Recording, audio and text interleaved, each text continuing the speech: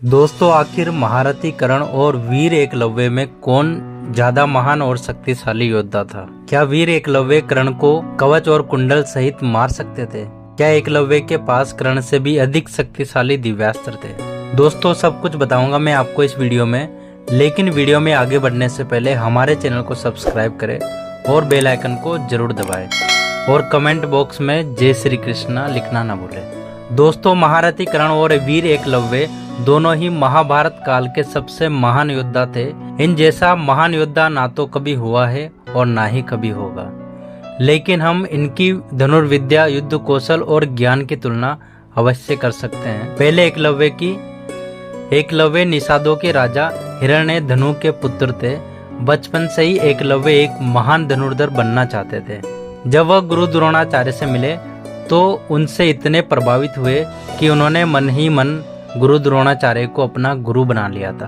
उन्होंने गुरु द्रोणाचार्य के पास जाकर उनसे कहा कि हे गुरुदेव, मैं आपसे धनुर्विद्या का ज्ञान प्राप्त करना चाहता हूँ, लेकिन एक निषाद पुत्र होने के कारण गुरु द्रोणाचार्य ने उन्हें शिक्षा देने से मना कर दिया। लेकिन एकलव्य तो गुरु द्रोणाचार्य को अपना गुरु मान ही चुके थे।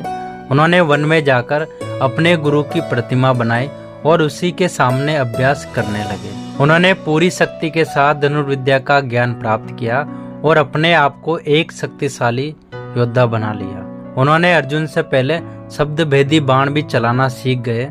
जब यह बात अर्जुन को पता चली तब अर्जुन गुरु द्रोण के पास पहुंचे और उनसे कहा, हे गुरुवर, आपने तो कहा था कि मैं ही दुनिया का सबसे शक्तिशाली योद्धा बनूंगा, फिर आपका यह एकलव्य मुझसे ज्यादा शक्तिशाली कैसे बन गया? जब गुरु द्रोणाचार्य ने एकलव्य की युद्ध कला को देखा तो वो खुद हैरान रह गए। इसके बाद गुरु द्रोण ने एकलव्य से कहा कि तुमने मुझे अपना गुरु बनाया है, इस तरह मैं गुरु दक्षिणा का हकदार हुआ, तुम्हें मुझे गुरु दक्षिणा देनी चाहिए।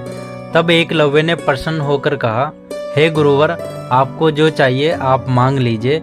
इस बात का फायदा उठाते हुए गुरु द्रोण ने एकलव्य से उनका अंगूठा मांग लिया। एकलव्य का अंगूठा कट जाने के बाद भी उन्होंने अपनी 2 उंगलियों से तीर चलाना सीख लिया था। एकलव्य को गुरु द्रोणाचार्य के सपने के द्वारा दिव्यास्त्रों का ज्ञान मिला, लेकिन फिर भी वह पहले जैसे योद्धा नहीं रहे। इसके बाद वह मगध नरेश जरासंध की सेना में सेनापति के रूप में शामिल हो गए। जरासंध वही होता है जिसके कारण भगवान श्री कृष्ण को मथुरा छोड़कर द्वारिका जाना पड़ा था। उसी जरासंध ने एकलव्य को अपना सेनापति। अब आप इस बात से अंदाजा लगा सकते हैं कि एकलव्य की धनुर्विद्या उस समय कितनी शक्तिशाली रही होगी। जब जरासंध एकलव्य के साथ भगवान श्री कृष्ण से युद्ध करने गया था तब एकलव्य से मुकाबला करने वाला कोई भी योद्धा वहां नहीं था। एकलव्य ने अपनी धनुर्विद्या का प्रदर्शन करते हुए शत्रु सेना के सभी सैनिकों को धूल चटा दी थी। अंत में भगवान श्री कृष्ण वहां पर आए और भीषण युद्ध के बाद उन्होंने अपने सुदर्शन चक्र से एकलव्य का वध कर दिया। अब आप सोच ही सकते हैं कि किसी योद्धा का वध भगवान श्री कृष्ण को स्वयं अपने सुदर्शन चक्र से करना पड़ा, वह योद्धा कितना महान और शक्तिशाली था। एकलव्य के वध के बाद भगवान श्री कृष्ण ने अर्जुन से कहा कि हे अर्जुन, तुम्हारे ही कल्याण के लिए गुरु द्रोणाचार्य ने एकलव्य से उनका अंगूठा मांगा था। अगर एकलव्य का अंगूठा कटा नहीं होता तो एकलव्य को दुनिया में कोई भी योद्धा परास्त नहीं कर सकता था। एकलव्य अपने धनुष को लेकर जंगलों में घूमता और दूसरा परशुराम कहलाता। दोस्तों, अब आप समझ ही सकते हैं कि जिस एकलव्य की तुलना भगवान परशुराम से की गई हो वह कितना ज्यादा शक्तिशाली होगा। अब बात करते हैं महारथी कर्ण के बारे में। महारथी कर्ण भगवान सूर्य के अंश थे, इसलिए हम कह सकते हैं कि वह एक देवपुत्र थे और उनके गुरु स्वयं भगवान परशुराम जी थे। कर्ण की अपने गुरु भगवान परशुराम जी के प्रति बहुत निष्ठा थी। उन्होंने अपने गुरु की बहुत सेवा की, जिससे प्रसन्न होकर भगवान परशुराम जी ने अपने परसे को छोड़कर उन्हें एक एक दिव्यास्त्र का ज्ञान दिया था, जिसमें भगवान शंकर और ब्रह्मा जी के सभी दिव्यास्त्र शामिल थे। साथ ही भगवान परशुराम जी के द्वारा निर्मित अजय भार्गव अस्त्र भी था। इस अस्त्र को भगवान परशुराम जी ने सिर्फ कर्ण को ही दिया था।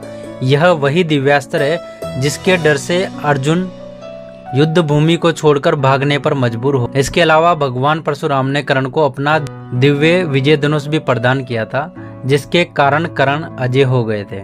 महारथी कर्ण के पास जन्म से प्राप्त कवच और कुंडल जो अमृत से बना था, इसके होते हुए कर्ण को तीनों लोकों में कोई भी योद्धा परास्त नहीं कर सकता था। और यह बात स्वयं भगवान श्री कृष्ण ने अर्जुन से कही थी कि अगर कर्ण के पास उसका कवच और कुंडल होता तो तुम अपने गांडीव और मैं अपने सुदर्शन चक्र से भी महारथी कर्ण को परास्त नहीं कर सकते थे।